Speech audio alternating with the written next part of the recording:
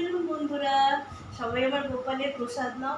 আমার গোপালকে ভোগ দেওয়া দেখে আমার একজন দাদা, প্রিয় দাদা, আমার থেকে বয়সে অনেকই বড়, উনি কমেন্ট করেছেন ঈশ্বর কিছু গ্রহণ করেন না, ঈশ্বর কিছু খায় না, এগুলো জাস্ট যাদের ঘরে কোনো কাজ নেই, কর্ম নেই, যারা ভীষণ বড় লোক, তারা ঈশ্বর বিলাসিতা করে, ভগবান কিছুই গ্রহণ করে না। দাদা, আপনি আমার থেকে বয়সে অনেক বড়, তাই আমি আপনাকে বলতে চাই, আমিও জানি চাক্ষুষ আমরা দেখি ঈশ্বর কিছুই খান না, কিন্তু ভগবান গীতাতে শ্রীকৃষ্ণ নিজে মুখে বলেছেন, যেই ভক্ত ভালোবেসে আমাকে ভক্তি সহকারে পত্র পুষ্প জল যা কিছু প্রদান করে আমি তা গ্রহণ করি। তাই আমি এই বিশ্বাসেই আমি আমার গপুকে ভোগ দিই। তা আপনার বিশ্বাস দাদা, আপনি সেটা নিজের কাছে রাখবেন, আর আমার বিশ্বাসটা যেন আমারই থাকে, আমার যেন ঈশ্বরের প্রতি আরও ভক্তি বাড়ে, এটাই আপনি আশীর্বাদ করবেন। আর যারা যারা ঈশ্বরে বিশ্বাস করেন তারা আমার এই ঠাকুরের প্রসাদ একটু গ্রহণ করুন, তাহলে আমার গোপুসোনা ভীষণই খুশি হবে।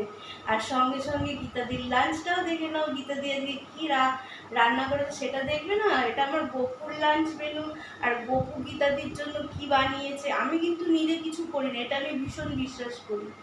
আমার যা কিছু সব আমার ঠাকুর করায়। আর সব থেকে উনি আরও একটা কথা বলেছেন, ধনী ব্যক্তি। আমি কিন্তু ধনী না, নিতান্তই গরিব, আর ভীষণই ভীষণই ঠাকুরের কাছে সদা সর্বদা নতমস্তকে থাকতে আমি ভীষণই ভালোবাসি।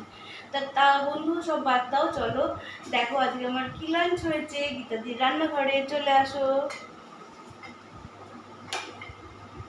আজকে গীতাদি রান্নাঘরে একটা স্পেশাল ফাটাফাটি লাঞ্চ আছে। এই দেখো আজকে কি হয়েছে দেখে নাও।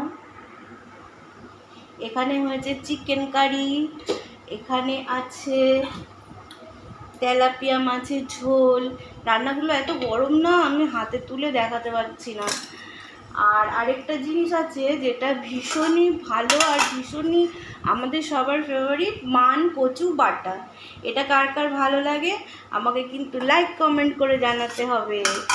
আর সঙ্গে তো গরম ভাত থাকবেই। তাহলে গীতাদির লাঞ্চ মেনুটা কীরকম হলো?